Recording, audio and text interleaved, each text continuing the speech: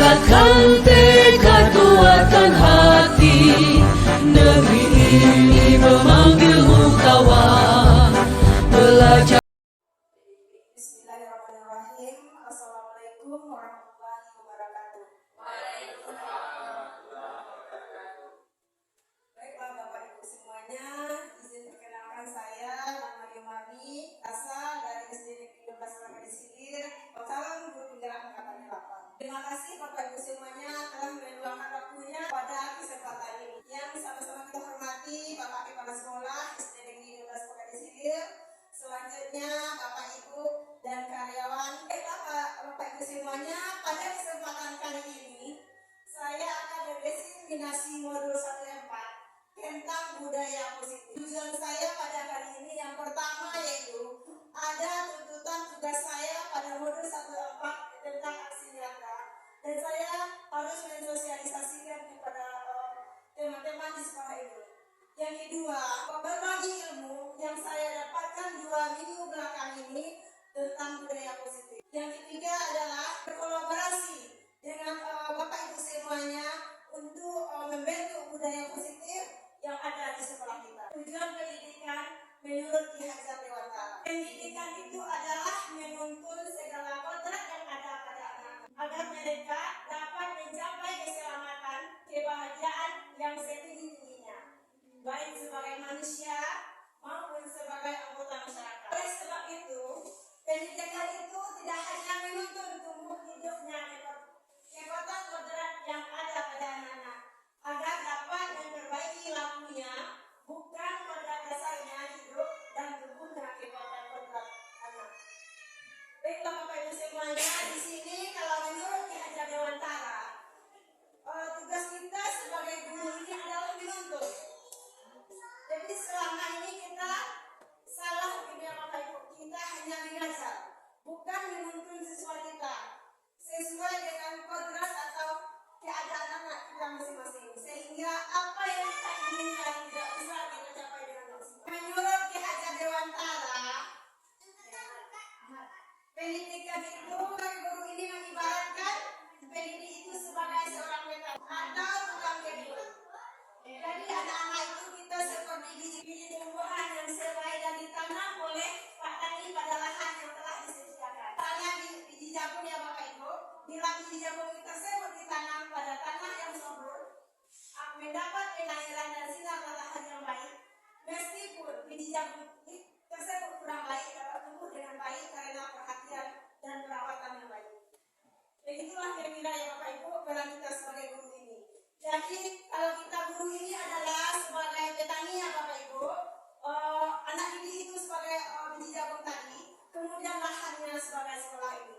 Jadi tugas kita ini adalah menuntun kodrat anak-anak kita yang ada pada sekarang ini agar mereka menjadi lebih baik, berkarakter dan berbudi pekerti yang lebih baik.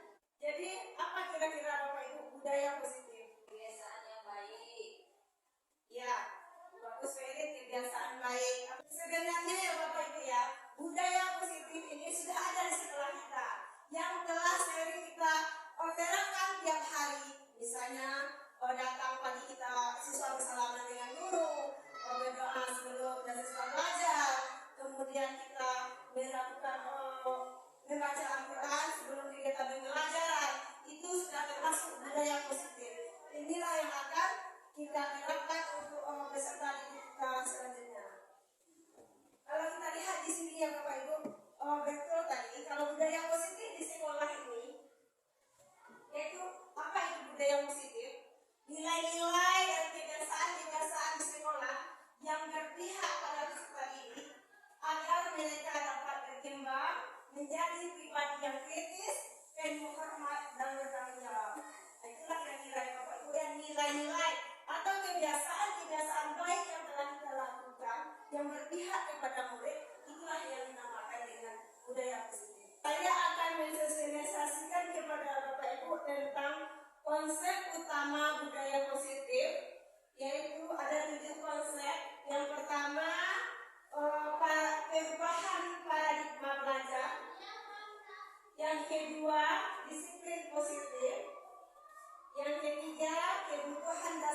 manusia.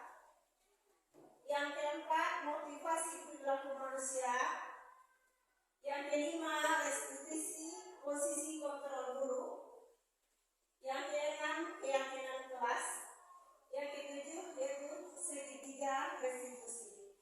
Kita masuk yang pertama, yaitu perubahan paradigma belajar. Gunanya untuk membangun budaya positif, sekolah kita menyediakan lingkungan yang positif, aman, nyaman. Agar kenapa? Agar peserta didik kita mampu berpikir, bertindak, dan mencipta dengan merdeka. Mereka juga mandiri dan bertanggung jawab terhadap perbuatan mereka. Kemudian apa lagi? Lazimnya disiplin ini Bapak Ibu dikaitkan dengan kontrol. Dalam hal ini adalah kontrol guru, yaitu kontrol kita sebagai guru dalam menghadapi murid. Di sini ada sebuah permainannya Bapak Ibu. Coba tuliskan satu rahasia yang sangat berharga pada telapak tangan. Jadi Bapak Ibu perlu menjaga rahasia tersebut sekuat tenaga karena begitu pentingnya untuk kehidupan Bapak Ibu. Tugas rekan sepatu Bapak Ibu. Kemudian mencoba membuka atau Bapak Ibu kembangkan telapak tangan, kemudian disuruh rekan Ibu membukanya. Bisa dengan berbagai cara ya, misalnya dengan mengunjuk agar teman Bapak Ibu bisa membukanya, dengan menghargai atau memaksa, dengan memarahi. Yang pentingnya terserah Bapak Ibu untuk menawari agar teman Bapak Ibu itu bersedia membuka kepala tangan tersebut. Kira bagaimana Bapak Ibu? Maukah teman Bapak Ibu tersebut membuka atau tidak? Tidak mau. Ya, tidak mau. Mungkin ya Pak I, walaupun tidak mau, mengapa? Mungkin karena kita membuka atau menyuruh teman kita ini membuka karena dengan cara memaksa, jadi teman kita tidak bisa membukanya ya.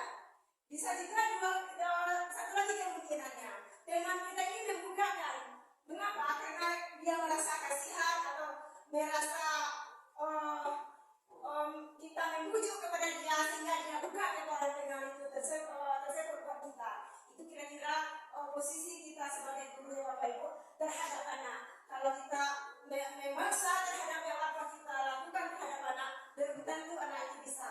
Kemudian kalau kita membujuk atau mengajak mereka secara nyaman, mungkin mereka itu akan mengikuti apa yang kita lakukan. Permainan tadi, kepatangan tadi, apa maksudnya? Jadi kita sendiri lah Bapak Ibu, kita sendiri yang memegang kontrol. Seperti kepala tangan tadi, kita sendiri yang memegang kontrol atas kepala tangan kita tersebut. Apakah kita menutup atau membuka kepala tangan kita, itu tergantung pada diri kita masing-masing, sesuai dengan kebutuhan dasar kita pada saat itu. Perubahan paradigma teori kontrol tentang ilustrasi kontrol yang dikemukakan oleh William Glasser. Yang pertama yaitu ilusi guru mengontrol murid. Di sini apa maksudnya Bapak? Kita sedang di depan kelas. Hai nak, silahkan dengarkan ibu ya. Lipat tangannya di meja, duduk dengan rapi. Jelaskan apa yang ibu dengarkan, yang ibu jelaskan. Itu adalah guru mengontrol murid. Kira-kira Bapak Ibu, kalau kita seperti ini, belum tentu siswa itu memahami apa yang kita jelaskan tadi. Yang kedua ya Bapak Ibu, ada ilusi bahwa kritik dan membuat orang merasa bersalah dapat menguatkan karakter. Kita sebagai orang tua, kita bicara seperti ini. Ya ampun nak, kamu ini bermain saja terus, orang tua sudah capek-capek bekerja. Itu yang kita katakan kepada siswa kita. Jadi mereka itu akan merasa bersalah. Bisa jadi anak itu menangis karena sudah kita membuat anak itu tersebut merasa bersalah. Padahal itu sebenarnya Bapak Ibu ya tidak efektif. Lanjut yang ketiga yaitu Bapak Ibu tentang ilusi bahwa semua perbuatan positif, efektif dan bermanfaat. Ini sebagai guru kita juga sering juga ya Bapak Ibu ya mengatakan, hai anak ibu semuanya, belajarlah sungguh-sungguh. Nanti kamu akan menjadi pintar. Nanti kamu akan berhasil. Itu adalah bahwa semua perbuatan positif itu tidak efektif dan bermanfaat. Belum kepada siswa kita, menguatkan karakter, itu pun belum tentu atau bermanfaat bagi siswa kita. Ilusi kontrol yang keempat, ilusi bahwa orang dewasa memiliki hak untuk memaksa. Di sini kira-kira kayak Bapak Ibu ya ilusinya. Sering kali kita jumpai di sekolah, sering terjadi di sekolah kita. Apa contohnya ya Bapak Ibu? Siswa kita berkelahi. Siswa kita ada dua orang siswa berkelahi di sana, maka kita langsung panggil, oi, kemarin nak kita minta maaf saja. Kita langsung memaksa minta maaf. Sebenarnya kita tidak boleh seperti itu. Kenapa? Karena kita memaksa mereka. Mereka belum tentu menerima apa yang kita lakukan tadi. Sebenarnya yang satu masih menangis misalnya, yang satu belum bisa untuk memaafkan, kita telah memaksa mereka untuk minta maaf. Kita tidak boleh memaksa langsung untuk meminta maaf atau menyadarkan kesalahan siswa tersebut. Saya masuk kepada yang kedua, yaitu disiplin positif. Saya menampilkan ini apa yang terbayang kira-kira di pengalaman Bapak Ibu. Ya, sebuah aturan. Ya, bagus Pak. Ada yang lain Bapak Ibu tentang disiplin? Apa kopi? Lanjut kopi? Ya, sebuah hukuman. Berarti kalau kita sudah membaca disiplin ini sudah membuat kita tidak nyaman ya Bapak Ibu. Kenapa? Karena ada aturan yang kita ikuti, nanti ada hukuman yang akan kita jalani. Disiplina yang artinya belajar. Jadi makna asalnya ini berkonotasi dengan disiplin diri dari Socrates dan Plato. Jadi disiplin diri ini ya Bapak Ibu yang membuat orang menggali potensinya menuju sebuah tujuan apa yang dia hargai. Jadi kita kalau seandainya disiplin ini, kita sudah menghargai potensi yang apa yang ada di diri kita untuk mencapai sebuah tujuan. Kemudian, namun ya Bapak Ibu ya, bagi budaya kita, makna dari disiplin ini telah berubah, yaitu menjadi sesuatu yang dilakukan seseorang pada orang lain untuk mendapatkan kepatuhan. Itulah menurut budaya kita. Namun cenderung umum adalah apa itu disiplin. Kita menghubungkan kata disiplin itu dengan ketidaknyamanan. Betul Pak Ibu ya, kalau sudah disiplin kita tidak nyaman. Bukan dengan apa yang kita hargai atau mencapai sebuah tujuan. Contohnya saja ya Bapak Ibu, kenapa disiplin itu dihubungkan dengan ketidaknyamanan. Misalnya kita Bapak Ibu pergi ke bank syariah. Pergi ke bank syariah itu ada aturan kalau masuk bank kita harus pakai masker. Membuat kita nyaman kan Bapak Ibu? Tidak kan?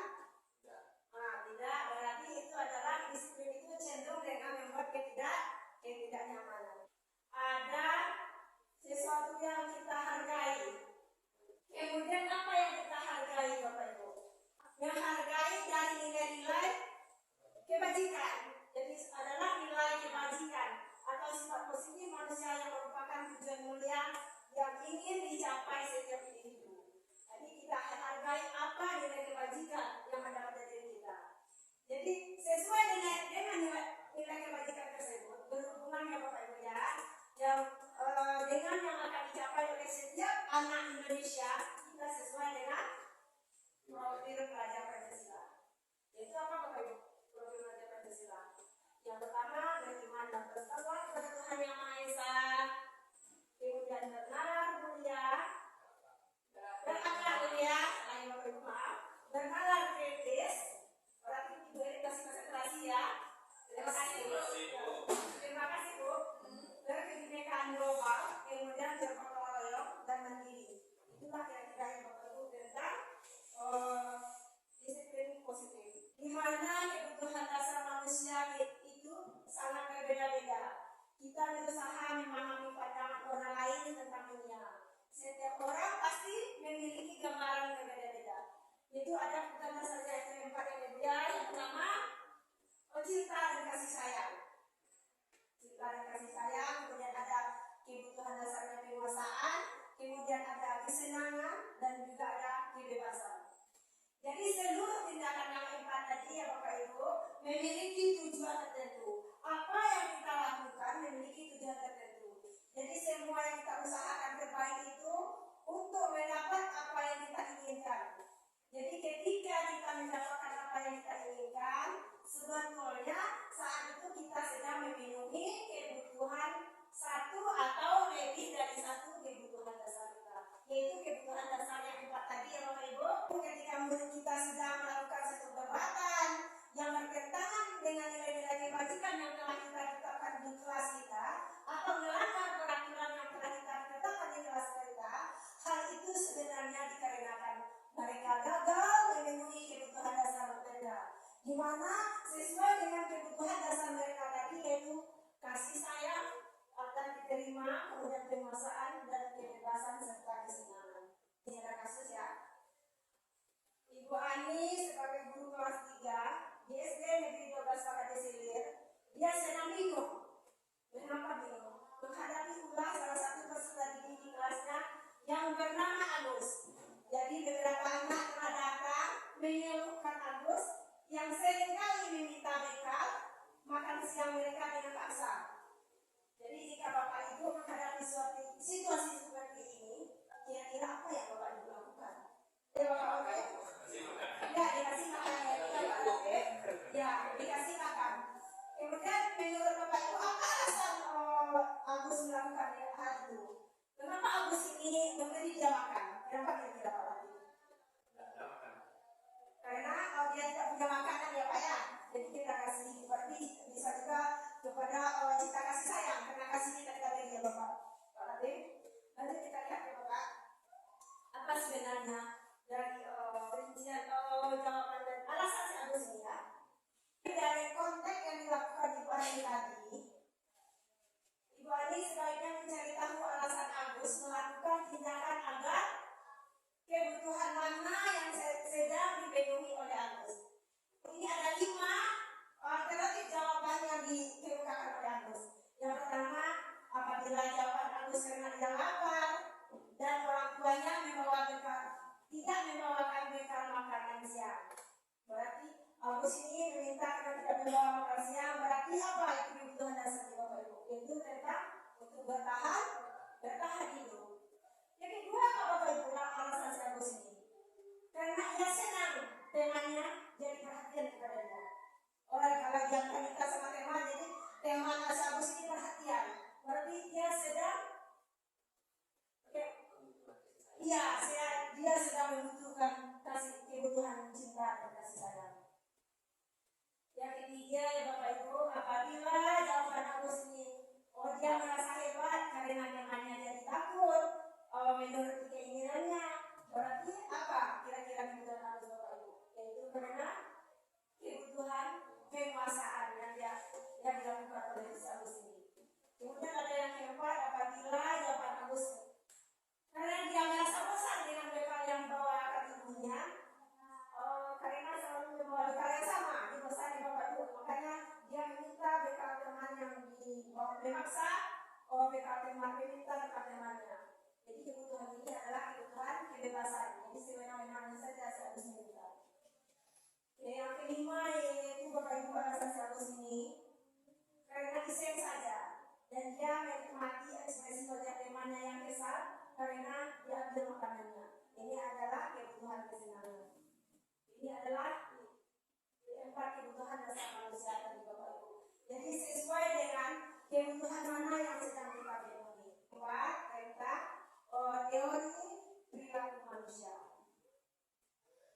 Yang pertama ya Bapak Ibu, untuk menghindari ketidaknyamanan atau hukuman. Jadi apa yang akan terjadi apabila saya tidak melakukannya? Contohnya seperti ini ya kira-kira Bapak Ibu. Apabila kita seorang guru, ibu pengawas melakukan pelatihan. Jadi mereka melakukan pelatihan, kemudian kita tidak takut kita kena hukum nanti kalau kita tidak melakukannya. Jadi itu adalah motivasi apa Bapak Ibu? Motivasi eksternal, bukan dari diri kita sendiri, tetapi karena kita takut atau tidak nyaman nanti apa yang diberikan oleh ibu pengawas. Kedua ya Bapak Ibu,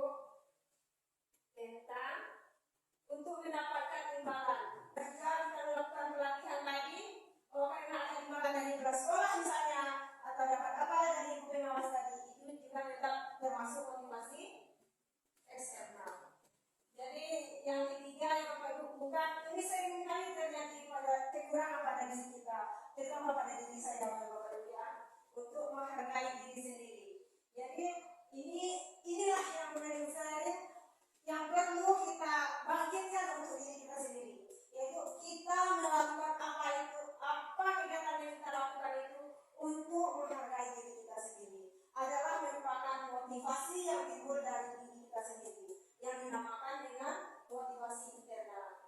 Jadi kita melakukan kegiatan ini nanti seperti apa kita? Apa yang akan kita ambil manfaatnya? Itu adalah tujuan dari kita sendiri atau motivasi diri kita sendiri. Yang kelima yaitu posisi kontrol guru. Yang pertama itu menghukum, membuat rasa bersalah sebagai teman, pemantau, dan manajer. Ini sering kita lakukan ya Bapak Ibu, tapi kita tahu hanya sebagai penghukum. Tetapi sudah ada yang kita laksanakan kelima posisi kontrol ini. Cuma mungkin kita tidak mengambil sebagai manajernya. Kita ambil posisi saja sebagai penghukum saja atau membuat rasa bersalah. Inilah yang sering kita lakukan di sekolah. Pernyataan yang kita lakukan terhadap siswa, kasus siswa misalnya seperti ini, saya kecewa sekali dengan kamu karena kamu tidak pernah membuat PR yang ibu berikan. Itu adalah siswa itu membuat siswa itu merasa bersalah. Kemudian juga kamu tidak pernah benar melakukannya dengan baik atau tidak pernah melakukannya sesuai dengan aturan yang kita tetapkan. Makanya siswa itu kita suruh misalnya tidak masuk kelas belajar.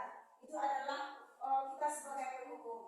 Dan yang ketiga, pernyataan kita seperti ini. Ayolah lakukan demi Bapak Ibu senangnya. Kita bersama-sama belajar. Itu adalah posisi kita sebagai teman. Itu pemantau. Apakah kamu mau mendapatkan stiker bintang hari ini? Bisa juga, Ibu, siapa yang mengerjakan tugas tadi? Nanti Ibu kasih bintang. Sebagai manajer ini adalah posisi yang lebih baik posisi kita sebagai guru. Di mana di sini kita memanggil siswa dengan menyelesaikan masalahnya dengan baik, kemudian kita membujuk, kemudian kita ini menyelesaikan masalahnya menjadi solusi bersama siswa, kemudian membuat siswa tersebut mandiri dan bertanggung jawab atas apa dari kesalahannya. Jadi kita biasanya ya Bapak Ibu, tahun ajaran baru ini kita sepakat atau membuat aturan kelas bersama-sama. Jadikanlah aturan kelas itu dengan keyakinan kelas. Keyakinan kelas ini adalah bersifat abstrak, tidak nampak ya Bapak Ibu dari aturan tadi. Kemudian dari keyakinan kelas ini dia akan menjadi lingkungan positif. Dari lingkungan positif itu akan menjadi budaya positif bagi sekolah kita. Keyakinan kelas adalah nilai-nilai kebajikan atau prinsip-prinsip universal yang disepakati bersama secara universal, lepas dari latar belakang suku, negara, bahasa maupun agama. Jadi keyakinan kelas ini kita buat dengan murid bersama-sama sepakat ya Bapak Ibu. Bukan kita sebagai guru ini yang membuat aturannya, tetapi kita bersama-sama menyepakati dengan siswa kita. Menurut dosen, keyakinan kelas ini adalah suatu keyakinan akan lebih motivasi seseorang dari dalam atau dari intrinsik. Jadi kalau keyakinan kelas ini adalah bukan memotivasi kita dari eksternal. Jadi kita sendiri yang menimbulkan apa yang ingin kita lakukan. Jadi Bapak Ibu, kalau kita yang membuat, jadi kita semangat untuk melakukannya. Apa yang kita buat dari kesepakatan bersama. Tentukan keyakinan kelas itu bersifat abstrak. Dari peraturan yang kita ambil tadi, kemudian diambil dengan lebih rinci dan konkret. Yang kedua, keyakinan kelas berupa pernyataan yang universal. Kemudian, pernyataan keyakinan kelas senantiasa dibuat dalam bentuk positif. Kemudian, keyakinan kelas hendaknya tidak terlalu banyak ya Bapak Ibu, sehingga mudah diingat dan dipahami. Kemudian, semua warga kelas sebaiknya ikut berkontribusi dalam membuat kegiatan kelas lewat curah pendapat. Kemudian, bersedia meninjau kembali keyakinan kelas itu dari waktu ke waktu. Apakah berjalan atau apa yang perlu kita tingkatkan. Misalnya di sini ada peraturan yang kita buat bersama siswa, selalu kembalikan buku kita ke tempatnya. Apa keyakinan yang kelas tersebut atau nilai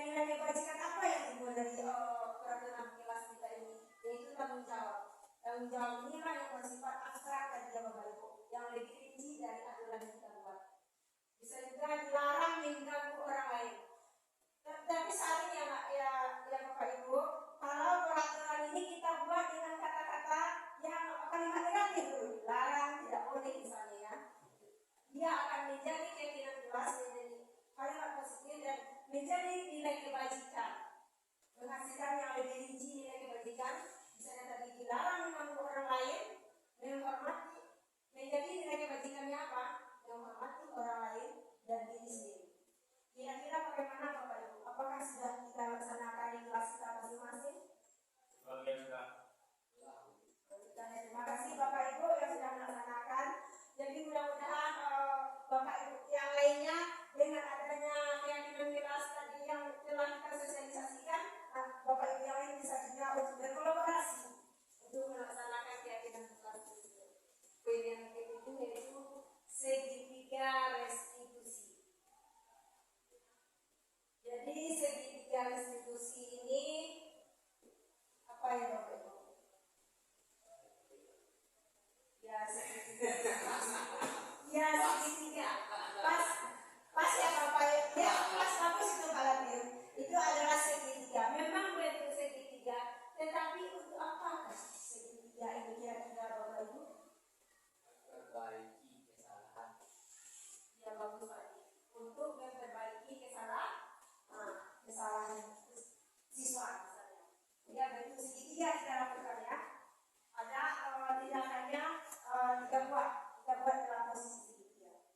Itu di mana segitiga restitusi ini Bapak Ibu proses menciptakan kondisi bagi murid untuk memperbaiki kesalahan seperti yang dibilang Pak tadi, memperbaiki kesalahan mereka sehingga mereka bisa kembali di kelompok mereka dengan karakter yang lebih kuat melalui restitusi guru. Bagaimana? Yang pertama bisa membantu murid untuk mencapai tujuan yang disiplin positif serta memulihkan diri dari berbuat salah. Kemudian dengan segitiga restitusi tersebut membantu murid untuk jujur pada diri sendiri. Itu kira-kira segitiga Bapak Ibu. Kira-kira apa yang dikatakan Pak kita tadi? Ya apakah itu segitiga? Kita lihat betul nggak Pak Latif? Benar ya, betul ya Pak. Ini adalah segitiga restitusi. Memang benar berbentuk segitiga. Jadi kita menyelesaikan permasalahan siswa itu dimulai dari menstabilkan identitas. Ini adalah tahap yang pertama. Tahap pertama kita menstabilkan identitas. Kemudian apa langkah yang selanjutnya? Memvalidasi tindakan yang salah. Jadi kita lanjut ke yang ketiga, baru kita menanyakan keyakinan. Inilah yang dinamakan dengan segitiga restitusi. Kita stabilkan dulu identitasnya. Apa yang dilakukan atau apa kesalahan apa yang dilakukan diperbuat oleh siswa tadi. Tahapan segitiga restitusi menstabilkan identitas. Misalnya seperti ini ya Bapak Ibu. Misalnya anak datang terlambat. Jadi kita panggil anak tersebut. Misalnya ada di sini Siti dia terlambat. Kita panggil, kita stabilkan identitas mereka dulu. Ya Siti, kenapa terlambat nak? Ya Bu, saya telat bangun misalnya. Iya, berbuat salah itu tidak apa-apa. Nah, jadi kita stabilkan identitas mereka dengan kata-kata seperti ini. Berbuat salah itu tidak apa-apa nak. Ibu juga pernah melakukan kesalahan seperti ini. Nah, kita sesuaikan dengan apa kesalahan atau kasus siswa tersebut. Jadi itu adalah menstabilkan identitas. Jadi ada beberapa ya Bapak Ibu. Ada beberapa caranya kita tanyakan kepada siswa. Mengapa kamu melakukan itu nak? Nah, kita stabilkan dulu yang pertama. Yang kedua, tahapan yang kedua yaitu validasi tindakan salah. Seperti Siti tadi yang Bapak Ibu dia terlambat. Jadi kita validasi tindakan yang salahnya dulu. Kita tanya, padahal kamu bisa melakukan yang lebih buruk dari ini ya. Untung dia masih terlambat kan. Kemudian atau kita tanyakan kepada Siti, kamu masih tidak punya alasan nak? Kenapa kamu terlambat? Nah, ini adalah tindakan yang salah. Ya Bu, misalnya saya terlambat karena semalam saya bergadang mau main game dan main HP sama kakak. Makanya saya terlambat bangun Bu. Nah, itu adalah tindakan yang salah. Ya semalam itu adalah bergadang dengan kakaknya. Tahap yang ketiga, menanyakan keyakinan. Menanyakan keyakinan seperti apa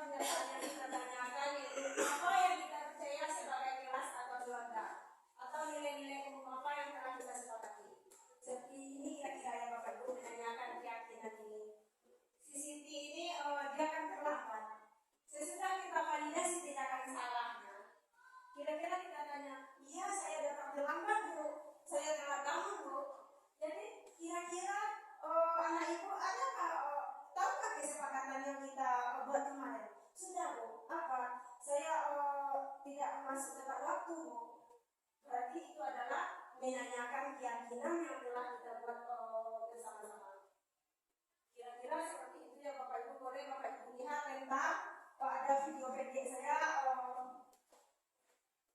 tentang penyelesaian kasus siswa.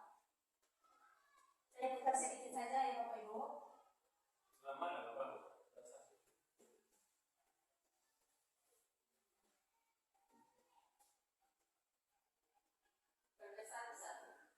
Terbesar boleh, oke boleh.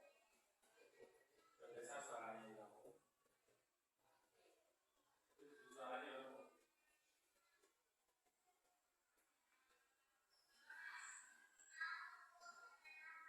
Dengar Pak suaranya. Dengar dong. Itulah kira-kira saya penyelesaian kasus siswa yang saya laksanakan di sekolah.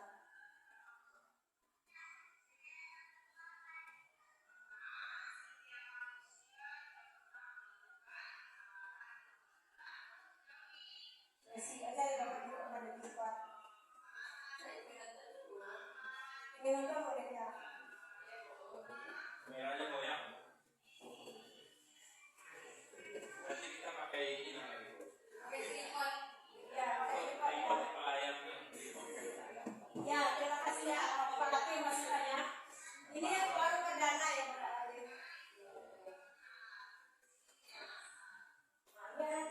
Bilang sama Mendana Pos beli itu.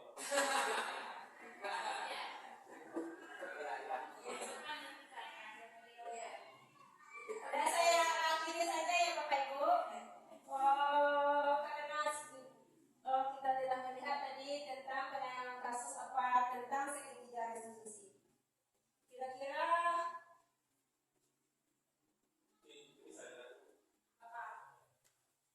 kira-kira seperti itulah ya Bapak Ibu ya, segitiga restitusi yang saya kirakan di kelas tadi dengan melalui 3 tahapan ini. Jadi mudah-mudahan ya Bapak Ibu, apa materi yang saya paparkan tadi dari 7 kompetensi yang ada pada budaya positif tadi hingga bermanfaat untuk kita terapkan di sekolah kita nantinya, apalagi bagi saya sendiri. Ya terima kasih ya Bapak Ibu atas perhatiannya. Saya sudahi dengan Assalamualaikum warahmatullahi wabarakatuh.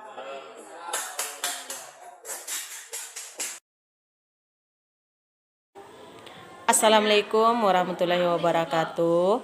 Perkenalkan, nama saya Yusmarina SPD. Saya bisa dipanggil Bu Rina. Saya adalah guru kelas 3 SDN 12 Pagadi Hilir.